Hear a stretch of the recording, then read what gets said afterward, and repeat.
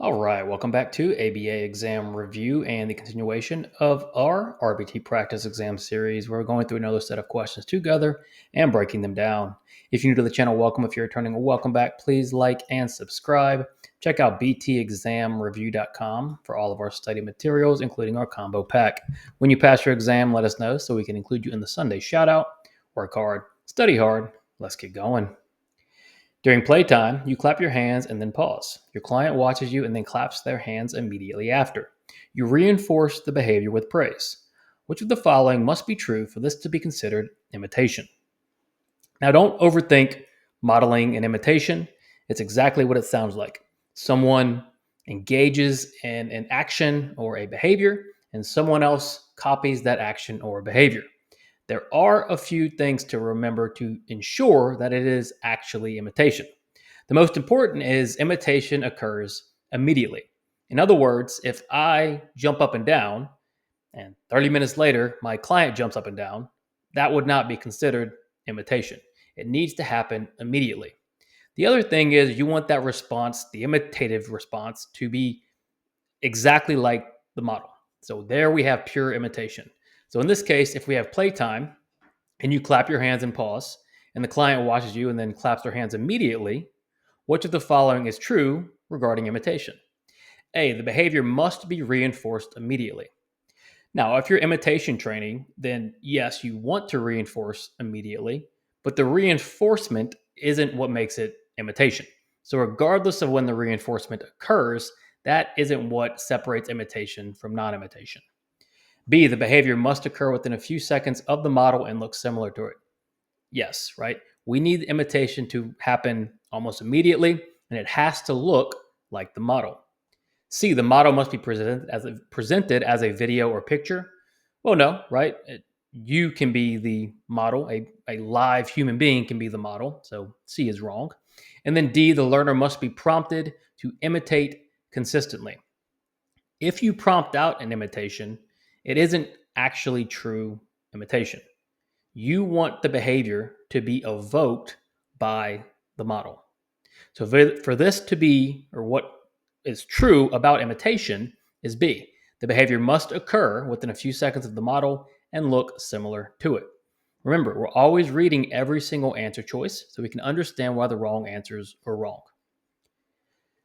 During a tabletop activity, a client completes a difficult puzzle and immediately receives high fives and access to a favorite toy.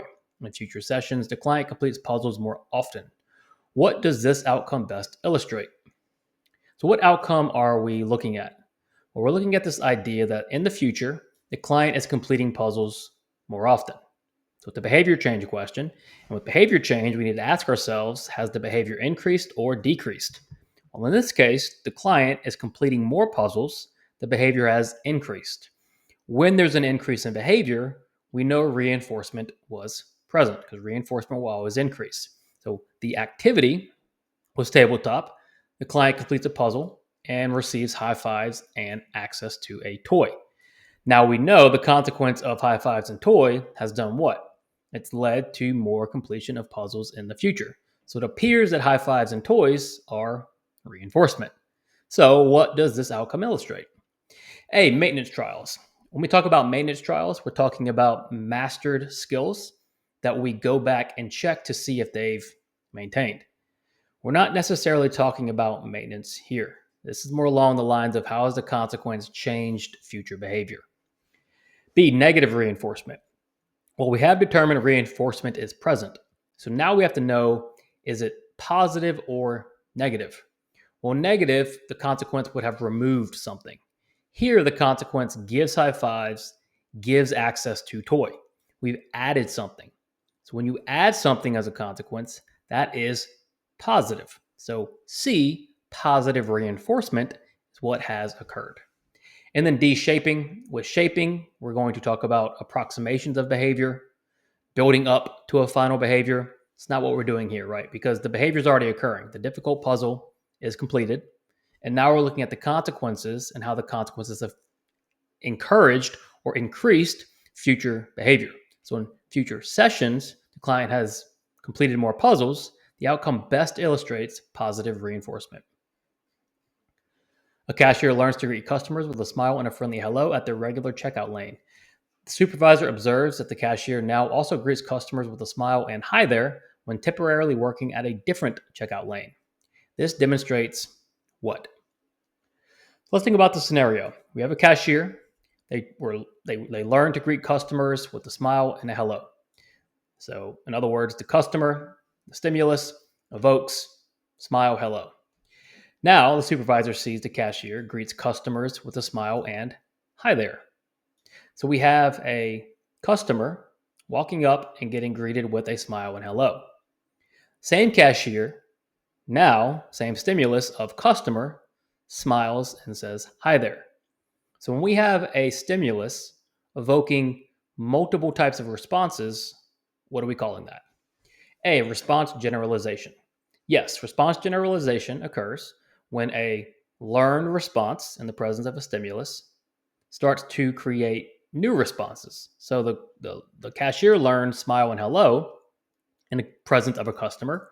Now, in the presence of a customer, the cashier is smiling and saying, hi there. That is response generalization. B, response cost. Response cost occurs when we remove something as a result of behavior.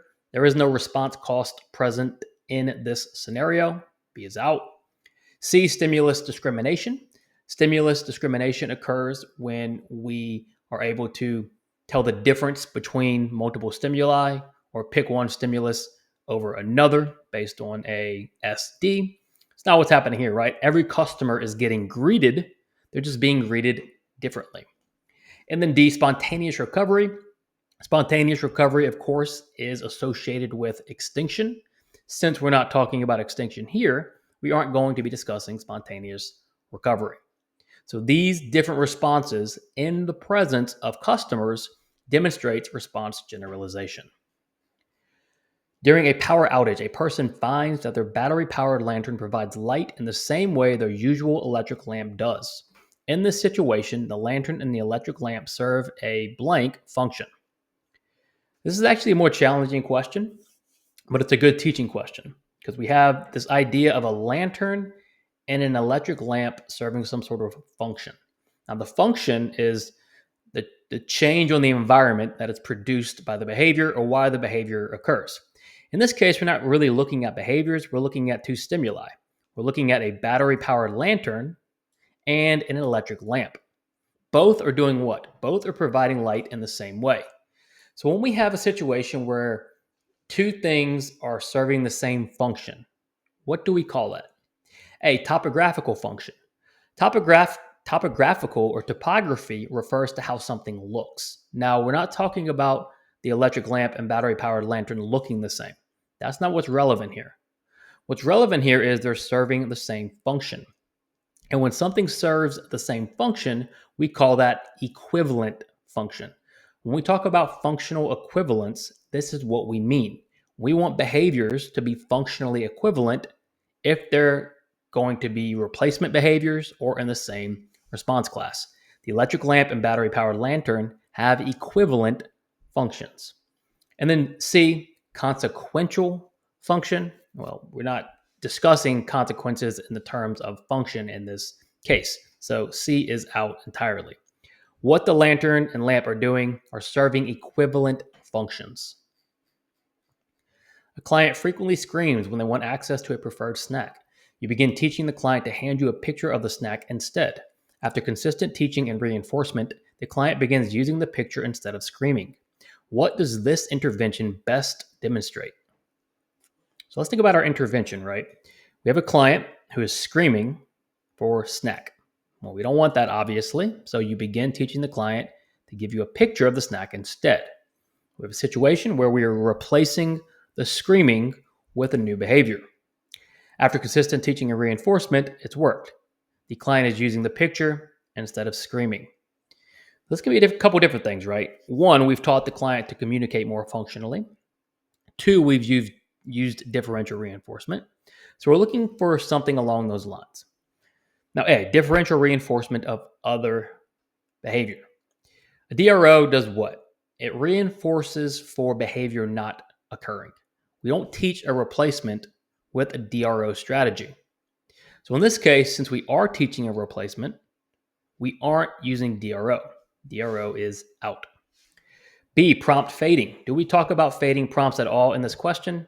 No. So B should not be considered. C, functional communication training. Have we taught the client to communicate more functionally? Of course. Instead of screaming, we're now using a picture. So functional communication training is demonstrated.